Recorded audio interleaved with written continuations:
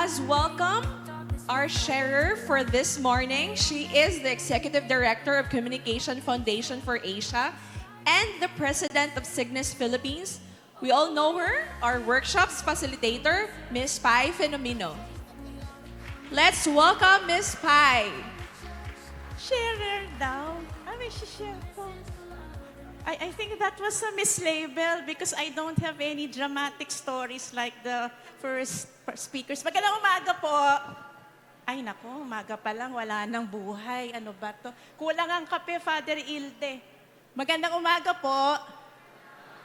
Ay, hindi ko siya ma-feel. Magandang umaga po. Hala, hindi kayo makakapag-lunch hanggang hindi kayo masaya. Sige. Giniginawa ko hindi ako nag-jacket kasi kailangan i-promote yung Cygnus para nakikita nyo. Okay. I want to start this sharing, not workshop, with a social experiment. Wala lang pikon ha. Can I request my, Kathy, where are you? Kathy. Yana, are you here? Yan. Brother Flores. Brother Flores po ay kasama namin sa CFA. Siya po ay corporate affairs, siya po ay attorney at brother at incoming president po ng CFA at this quarter. Si Kathy, kilala nyo? Hindi? Ay, mahirap yan. Si Yana, kilala nyo? Tagalog yan. So, ganito ang situation natin, no? Pupunta kayo sa Pampanga, magko-cover ka, maglalakbites ka, ikaw magko-cover ka, no? Tapos, kailangan yung pumunta sa ilalim ng tulay kasi meron kayong gustong kunan. Nakasalubong nyo si brother ngayon. 'Di ba? Tinuturo nyo pupunta kayo doon. Tapos, brother, meron ka nakita. Akala mo, Kapampangan sila. Asa puki ko ing bola, king lalam ning tete. Ano ang reaction nyo? Ano po yung pakiulit. Asa puki ko ing bola, king lalam ning tete. Sorry, Father. No, English only, please. Ano sinasabi mo, Father? Ay, brother ka pala. Tagalog po ako nasalo ko ang bola sa ilalim ng tulay. Okay. Yun lang. Nasyak ka. Medyo mahirap pong intindihin. Pero nasyak ka. Nasyak ako. Dahil sa mga salitang Dahil may mga terms po Na? na in Tagalog na, is malaswa. na, ikaw ang nagsabing malaswa, sa Yes. kanya hindi. Yes. Ikaw ang bastos. Sa Tagalog po. Salamat, Kathy. Salamat, brother. Subok pa nga isa. Sean, nasaan ka, Sean? Karen, pahiram ng katawan mo, Karen. Hindi sila magkakilala, kunwari.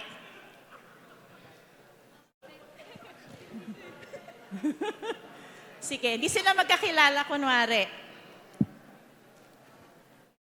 Okay.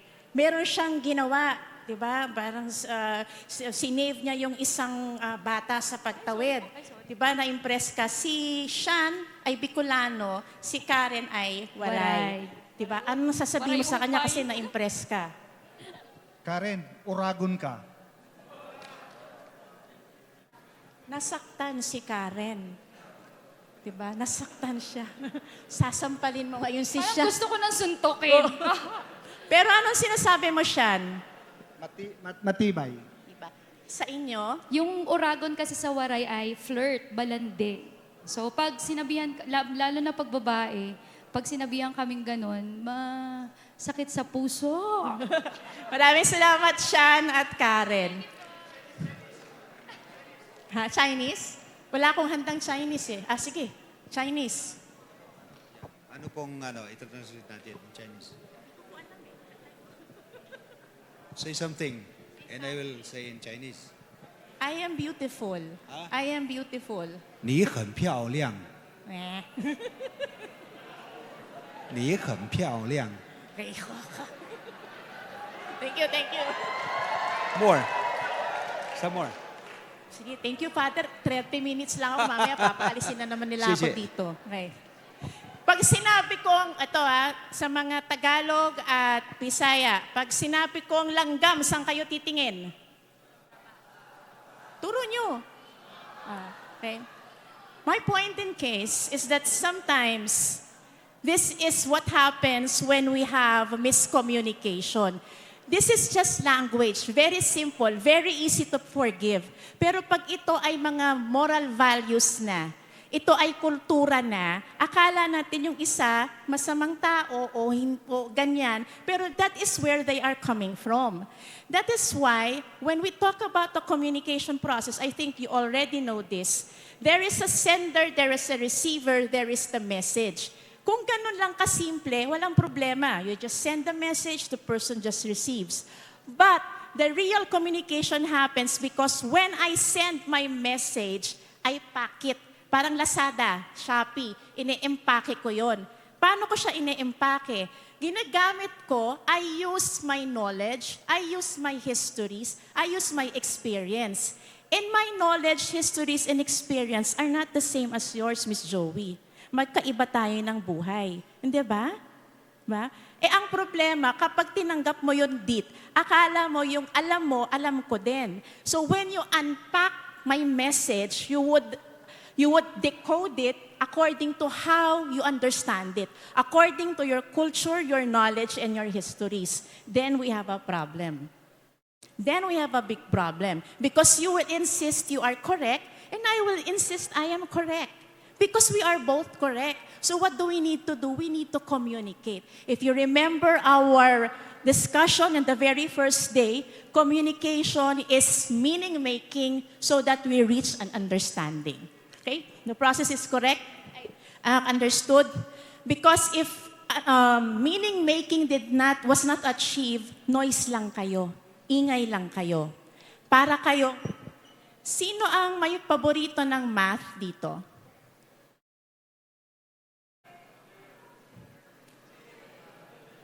Hindi natin siya kakausapin, hindi natin siya friend. Okay. In math, I don't know if you remember, there is always this, ano ba ito, geometry of physics. Basta, how fast will the pail get filled with water if the water runs at this speed and then there's a hole and then the water gets thrown out? Do you remember that exercise? And in my mind, I was thinking, why will I fill the pail with water if it has a hole? I don't care. Diba? Why you use that example? Diba? Because it was just noise to me. Diba, nagiging memory work, it did not integrate, it did not penetrate my soul. Hindi ko naiintindihan yon. I flunked my first year college math because I really didn't care. I thought I didn't need it. But I needed to study well, so I aced naman my last math. Anyway. So importante rin yung feedback so that the communication process is complete. Natutuwa ka sa akin, ano? Smile na smile siya. Okay. Now, we talked about this, no? Ano yung mga problemang na nakikita nyo sa inyong society? Marami. Environment, fake news, politics, what else? Moral degradation. Tanong ko, sagot ko, no? Ano pa? Wala na kayong problema? Okay lang kayo? Pera-pera. Ha? Wala na kayong problema? Wala ba? Uwi na ako. Okay, sige, ayaw niyo sagutin. Masyado pang maaga, hindi matapang ang kape. You know, most if not all social issues are behavior-based. Bakit nagkakaroon ng endangered species? Halimbawa yung mga agila, Philippine eagles, because they don't have a home to live anymore. Diba? Bakit wala silang matirhan? Kasi nagkakahoy yung mga tao, kasi tinatanggal na yung kanilang forest. Bakit ganito ang politika natin? Kasi binoto natin. Diba? So most if not all social issues are behavior-based. And what is good news is communication is the intervention for behavior-based issues. Now, let me just demonstrate it. First of all, we have to understand something needs to change for them. Okay? Please take note, it's for them, not with them. Hindi naman sila lagi yung problema, pero meron silang kinalalagyang circumstance that creates that issue. Okay. What is change anyway? No? Change is moving from one state to another. But people will not move from one state to another unless they are motivated by something. Meron bang smokers dito? May naninigarilyo? Maamin kayo, nakikita ko kayo sa labas. Ayaw nyo pa. Anyway, my mom was a die-hard smoker and that caused her death. And whatever you tell her, pakitaan mo siya ng picture ng lungs na sunog, umuubo na siya, she would not give up smoking because it doesn't motivate her. She doesn't care. Diba? Why would people, vote for someone? What motivates them? It's very easy to save money. It's very easy to save money. Halimbawa, ito, lagi niyang sinasabi, yung isang pamilya na mahirap, nabigyan lang ng isang sako ng bigas, yun na yung binoto. Ay, nagpadala sa pera, nagpadala sa material. Nagugutom sila ngayon eh. Ngayon sila nagugutom. Anong laban mo sa sikmura? How can you tell a mother who has nothing to feed her 5 children that do not take the rice because you need to vote for that one who did not give you rice? Gutom siya ngayon eh. Is she a bad mother? I don't know. I cannot judge. But my point is you have to look behind that attitude, that behavior. Mayroong pinanggagalingan yan. So what is change? Okay, alam na natin ta. Okay, if we had a workshop today, we would do this. No? So just take a screenshot. We can discuss it later. The first thing that you have to do is start with the real issue. At kailangan yung issue nila. Hindi issue nyo sa kanila. Hindi yung iniisip nyong issue sa kanila. Okay? Halimbawa, I'm working with cinema, and one of the films that we watched then was Igorota. I don't know if you watched that sa Igorota. So Igorota, naturally, ano bang damit ng mga Igorota? Ha? Ano ang kanilang natural na damit? Bahag lang, di ba? So one of the assessors for the cinema, na-iskandalo siya. Bakit ganyan ang bastos? Kultura nila yun eh. Sino ang mali? Will we impose what we know to the person of yung kultura nila? Diba? So, tingnan natin, baka naman hindi problema sa kanila. Ngayon kung nakikita niyong problema sa kanila at hindi niya na-realize, you have to discuss. You have to dialogue with them. They have to accept that that is an issue. Wag na tayo magpolitika. Saan tayo mapunta? Okay. So when you know what you want to happen, that becomes your goal. Hindi ko alam bakit hirap na hirap kahapon yung mga communities mag-identify ng goal. Because if you do not know your goal, saan kayo pupunta?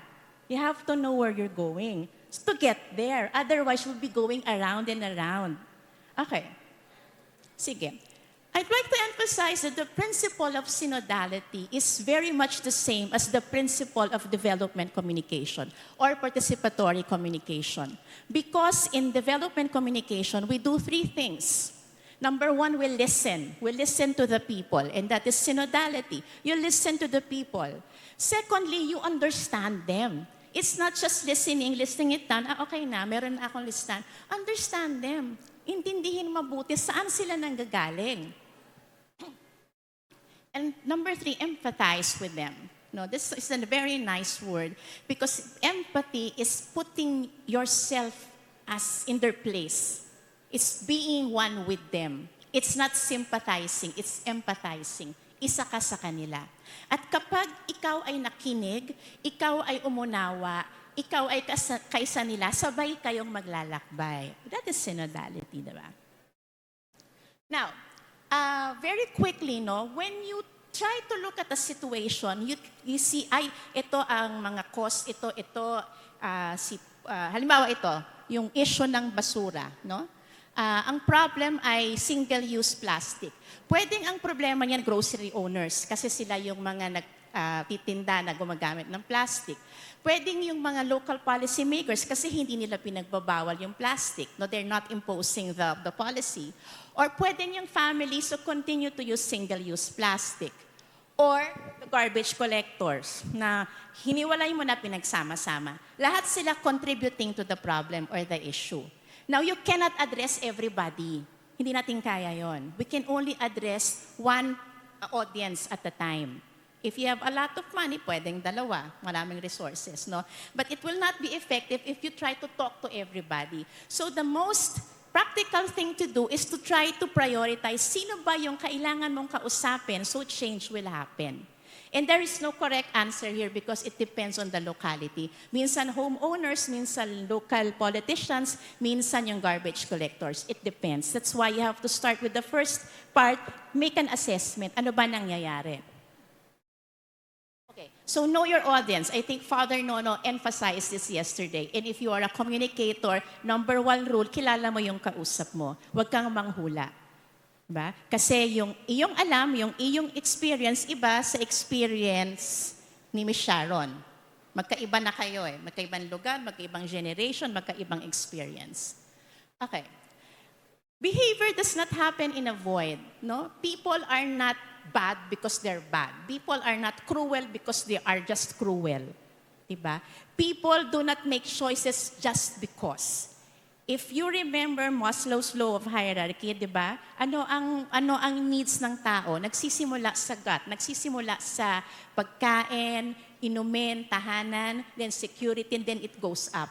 Unfortunately, not everybody is able to transcend to that level. Minsan naiiwan tayo sa tiyan because we are a third world country. Hindi natin na-appreciate masyado yung culture kasi gutom pa tayo, magbabayad pa tayong kuryente. Unahin ko pa ba yun? Reality siya ng buhay eh. Let's not sugarcoat it. But we have to understand. Okay. So, behavior, again, is a range of actions.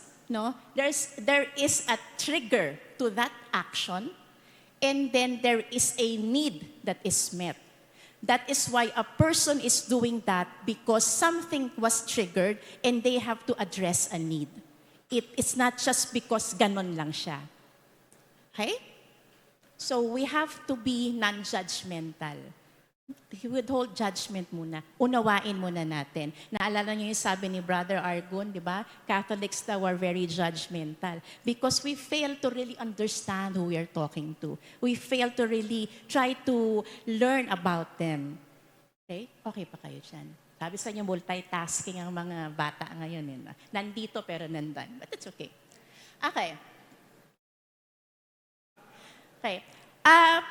In trying to address behavior, this is what CFA developed. Merong entry points. Diba? We have, una-una, awareness. Baka naman kasi hindi niya alam. Bakit siya nagtatapon ng basura dito? Baka hindi niya alam na bawal magtapon ng basura. Hindi niya alam. Baka naman, alam niya, hindi naiintindihan. Diba? Baka hindi malabo yung sentence, mali yung grammar, iba yung language, o parang climate change. Alam niyo yung climate change? Alam niyo na yung climate change? Narinig niyo na po? Ha? Ano po ang climate change, Father? The increase of the heat index in the world, change in the climate. Sorry. Climate change, no? Okay. Climate change is change in the climate. Please put that down. Thank you very much. Baka alam niya, hindi niya naintindihan. Alam niya yung sacraments, hindi niya naintindihan. O baka naman alam niya, naintindihan niya, walang value. You just don't care. No? Like my beloved mom, she knows about the dangers of smoking. She understands it very well. She just doesn't care. Diba? May gamot naman eh. Sino ba dito mga nagme-maintenance na? May lechon, may gamot naman eh. Diba? Okay. That is also possible. And lastly, baka naman alam niya, naintindihan niya, he or she cares, wala siyang paraan to practice. Halimbawa, basura. Alam ko na dapat mag-segregate, walang basurahan eh. Wala akong chance to do it eh. O alam kong kailangan magsimba, mayroong holidays of obligation, wala akong pamasahe eh. Malayo eh. Okay? So these are the communication gaps that can happen in a person. That is why he or she is doing that behavior. Mayroong gap sa akap. Madaling tandaan, sa akap. Ngayon, so understand your audience needs baselining. No? Ito yung mga dapat natin sanang malaman. Si Josh ba nandito? Josh, when you do research, these are one of the things that you need to look into. Diba? And more. No? Kala niya tatanungin ko siya, na-stress siya. You have to do research, my dear communicators. Hindi pwedeng bara-bara. Kasi kailangan, alam mo yung kausap mo, paano mo malalaman, tignan i-baseline natin. Ang trabaho naman, ganun talaga. Ganun talaga. Okay. Behavior change follows a process. It's not magical. It's not, I read a Bible quote, I will change my life. It's not, I heard the homily, na nakinig ako ng, ano pangalan ho? Thought of the day. Thought of the day. Mabuting tao na ako. Doesn't happen that way. And sometimes there is a relapse. Maraming mga behavior change theories. Tanungin nyo si ChatGPT na lang. Kayang-kaya niyang sagutin yon. But meron niyang mga commonalities na unang-una, change needs a trigger. We talked about that. Secondly, it is always an interplay of internal, sarili ko, and external, my environment. Kailangan magsanib sila para there will be a reason for the person to be triggered to change. It's always an interplay. It's not just one factor. Okay? And it has stages. Pwedeng maulit, di ba? Yung may mga substance abuse, magbabago, pwedeng bumalik. It happens because that's humanity. Kailangan nating pagtiyagaan. Yung mga behavior change theories, I will leave it up to you to research. Ha? You can always do that. Kahit si Google lang. Okay. Now, what needs to happen is for us to transcend from the point of I do not know and I do not trust, but I really know and I really trust. Alam ko at ito ay aking pinaniniwalaan hanggang kailangan umabot tayo sa ganong level. No? Because a person may not understand, let's say, that the teachings of the church or the requirements of the church. And what will happen is that hindi niya ito paninindigan, hindi niya ito susundin. Okay. Okay, I will now, sabi natin, behavior is difficult to measure, no. You have to just put indicators. Ano yung indicators mo? Yung AKAP, nasaan siya doon? Alam na ba niya? Naintindihan na ba niya? Pinapractice na ba niya? You look at the behavior responses and you look at impact to society. How can you measure? Direct observation or self-assessment. Okay? Merong mga paraan kung paano niyo susukatin yung pagbabago sa behavior. Okay, so set your metrics, no? Hindi pwedeng basta na lang kayo gagawa ng inyong content o ng inyong production o ng inyong programa. Kailangan may goal, kailangan may metrics para nasusukat nyo. You know if you are successful or not. Otherwise, pagod na pagod kayo, binibilang ninyo yung dami ng post, dami ng video, pat on the back, but what happened? What changed? Ano ngayon? Okay. Behavior changes because you have a planned communication. No? So what I will tell you is stop preaching to the choir. Kasi ang kausap natin lagi practicing Catholics na alam na nila yan eh. Paulit-ulit nating sinasabi. Tapos tuwang-tuwa tayo, punong-puno yung simbahan natin. Diba? Doon sila. Pagkatapos ano? Okay? We have the cafeteria Catholics, yung pinipili lang yung gustong sundin. Ay, Katoliko ako pero pro-divorce ako. Ay, Katoliko ako, pero ito lang ang gusto kong sundin. Cafeteria Catholics, hindi niyo kinukuha ng buo yung menu. Okay. And we have nominal Catholics. We did a research together with Father Jason. If you can look at the research, I think sila Diyos, they also have. We have Catholics na one step foot out the door na. Kinakausap ba natin yon? O we just don't care? Marami pa naman tao sa simbahan pag Sunday. Okay lang yon. Diba? Be careful because if you look at the news today, there are churches, well, outside the Philippines that are being converted into bars, restaurants, dormitories, skate parks. O malayo naman sa Pilipinas yun eh. Eh, huwag nating antayin dumating dito. Okay. And also look at the unchurched. No? So, see who you need to talk to. Okay. Stop talking to yourself. Ito pa ulit-ulit, huwag niyong kausapin yung sarili niyo. Tuwan-tuwa tayo, talino natin, dami nating alam mga Bible quotes. Eh tayo lang yun eh. No, we have to talk to people outside our comfort zones. Madali na ako, inuorasan na ako, sorry. Stop saying what you want to say. It's not what you want to say. It is what you will say that they will remember. And we have a formula for that. What's in it for me? Pag sinabi mo yon, meron siyang makikita, ay, may value pala para sa akin yan. Parang commercial. Bakit nyo ginagamit yung shampoo na yan? Bakit nyo ginagamit yan? Ba't kayo dyan pumupunta? Kasi sabi nila, ito meron silang promise eh. So when you deliver your message, it has to be something that will make them think, there's something in it for me. Because remember, people will change because there is an expected outcome that will address their need. Okay. So yan yung key message, no? Now, sabi ko nga, when you talk about information, information stays in the brain, no? But what we need to do really is to go to the gut level. Kasi changing is an emotional decision. It is not always a logical decision. Even buying. Ilan ba yung binili nyo sa Lazada na hindi nyo naman kailangan? Pero feeling nyo kailangan nyo? Tawa. Okay. Diba? Connections are made on the ground, not in the air. Huwag tayong amoy insenso. Kailangan amoy lupa, amoy putik, kasi nandun ang tao. At yung putik at lupa, naiintindihan nila. Yung insenso, dumadaan yun. Pumunta muna tayo, tumungtong muna tayo sa lupa bago tayo umangat. Okay. Learn how to say without saying. Si TV Maria can teach you how to do this through your production work. But it doesn't always have to be something that, tagging text. Teka, bibilisan ko lang Okay. Halimbawa, ang issue nyo ay yung mga tatay hindi nagsisimba tuwing Sunday. So, ang automatic response natin, lalaki kasi eh. Pero because there was a research made, nag-analyze, ang sabi, nagtatrabaho naman pala tuwing Sunday yung mga tatay, kaya hindi sila nakakapagsimba. Family first. And also, ayaw na mga tatay ng long homilies.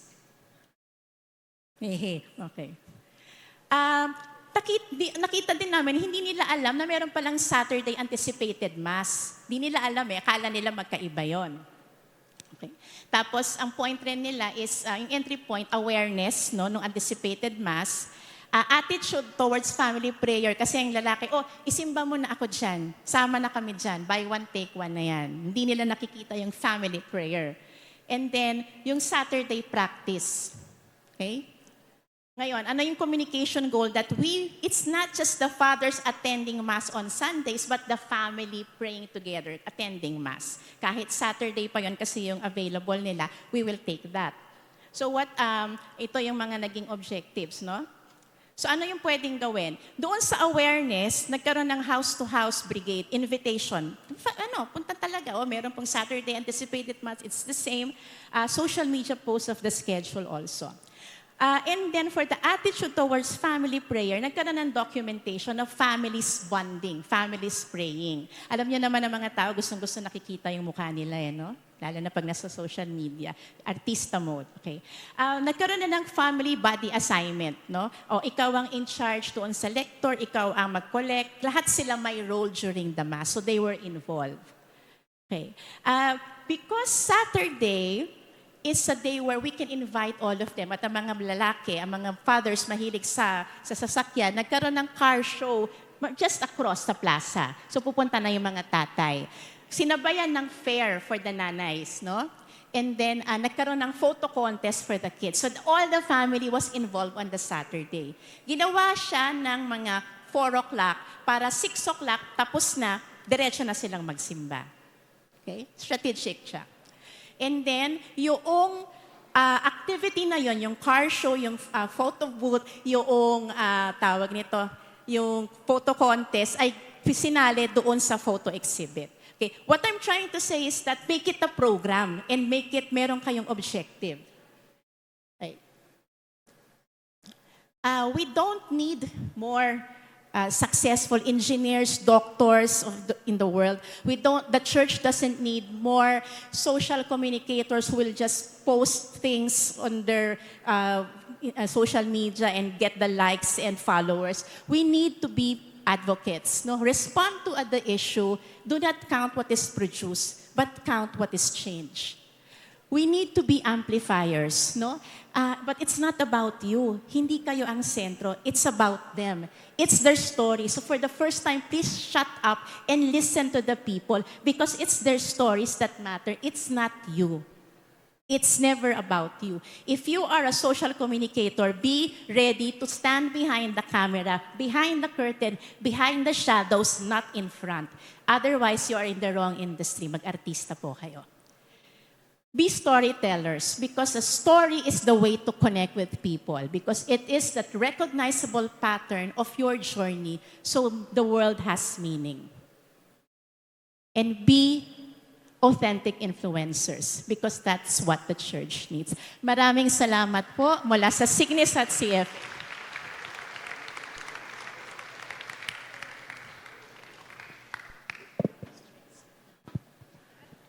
We would like to call on Bishop Juni and Father Ilde to present the token of appreciation to our workshop facilitator.